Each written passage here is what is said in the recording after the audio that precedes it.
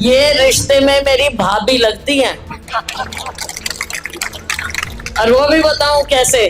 और शादी नहीं मैंने करानी, मैंने तो ताऊ के घर करानी है। तब वहां पे इनकी शादी हुई थी। बहन किरण चौधरी जी, मैंने बहन तो कहा, लेकिन तो शाम वालों को पता होना चाहिए कि असली रिश्ता क्या है। बताऊं, बता दूं, सबको पता होना चाहिए। ये रिश्ते में मेरी भाभी लगती हैं, और वो भी बताऊं कैसे, मेरी बहनें समझेंगी।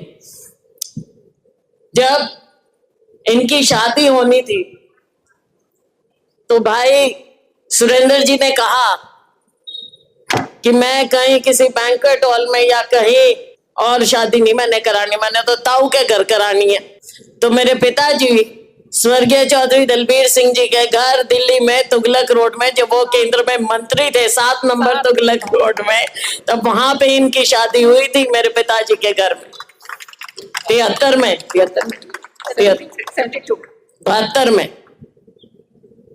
तो हम तो छोटे छोटे थे, ये भी बड़ी नहीं थी ज्यादा। तो ये जो पारिवारिक रिश्ता रहा, आज हम वहीं आए। ये तो शाम ऐसी जगह है जो कि इनके घर का परिवार का है। इस पे मैं फिर आऊंगी।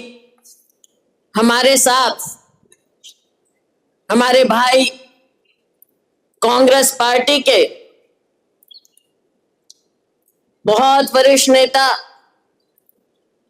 राष्ट्रीय स्तर पर हमारे सीनियर महासचिव, अनेकों जिम्मेवारियां इन्होंने बखूबी निभाई है।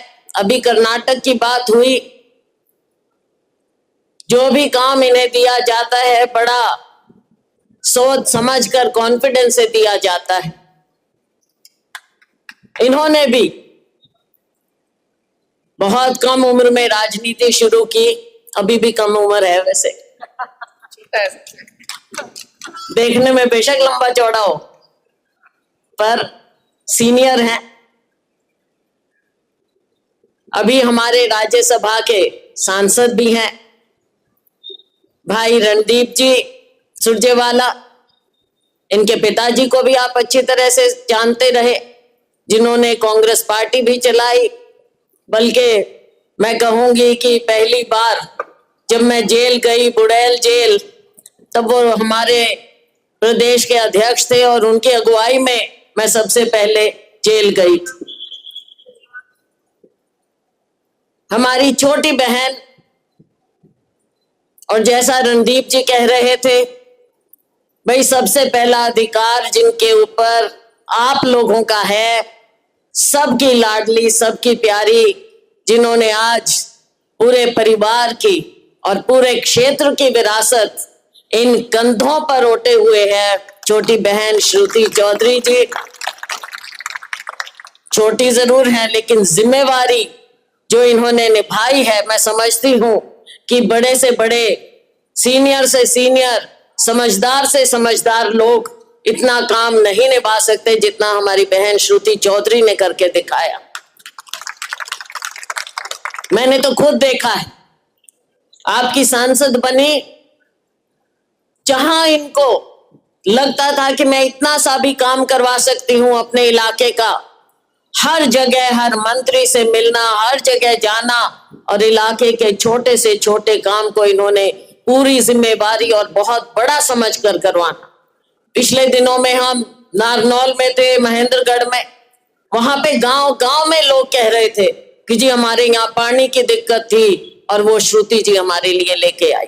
वो याद रखते हैं। तो साथियों, कई बार राजनीति में ऊंच नीच हो जाती है, बह जाते हैं, लेकिन अपनी बेटी को आप लोगों ने भूलना नहीं चाहिए। अपने अपने होते हैं साथियों, अपने अपने होते हैं। हमारे साथ आए हमारे अन्य वरिष्ठ नेतागण, हमारे बहुत ही वरिष्ठ नेता श्री सुभाष बत्रा जी, जो मंत्री रहे, होम मिनिस्टर रहे, कांग्रेस पार्टी में इतना इनका योगदान रहा है। और एकदम निर्भीक होकर, दबंग होकर ये सीधी बात करते हैं, सीधी बात करते हैं। जो इनको लगता है ठीक है वो ये बात कर देते हैं, ये नहीं परवाह करते किसी की। हमारे से भी हम भी कहें बत्रा साहब प्लीज, कहेंगे जो मेरे दिल में है मैं बोलूंगा। हमारे साथ आए अन्य हमारे साथीगण, हमारे कांग्रेस पार्टी के कार्यकारी अध्यक्ष श्री रामकिशन जी गुर्जर, हमारे विधायकगण, हमारे पूर्व विधायकगण, पूर्व मंत्रीगण, सभी हमारे सीनियर नेतागण, और सबसे ज्यादा मैं चाहूंगी कि जो मेरी यहाँ बहनें बैठी हैं, इतने रंग बिरंगी चुनरी और शॉल और चुनिया ओढ़ के इतनी देर से बैठी हैं, सबसे पहले आपको बहुत राम राम।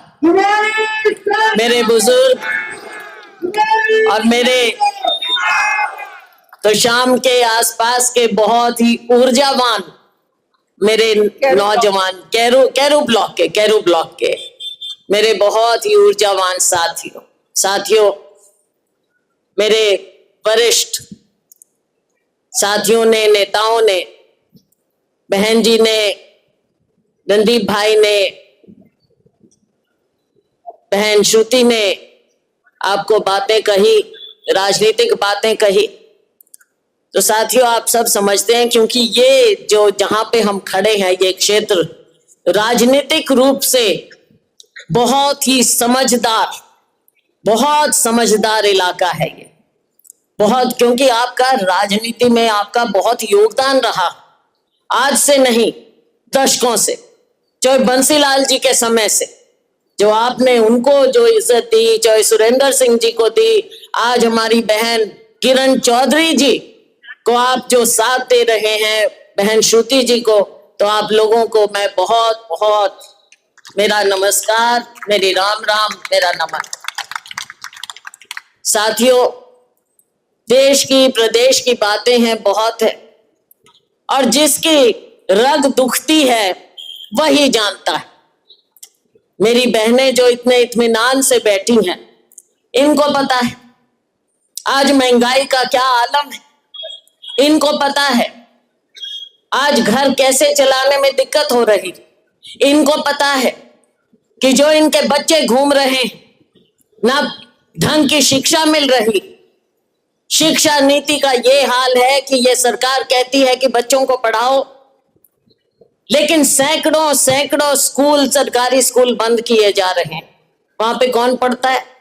गरीब के बच्चे पढ़ते हैं, और वो स्कूल बंद करते हैं, फिर कहते हैं बच्चों को पढ़ाओ, फिर कहते हैं नौकरियां मिलेंगी। ना शिक्षा ना नौकरी, हमारा हरियाणा पिछड़ता जा रहा है साथियों, इन बातों का ध्यान रखना है।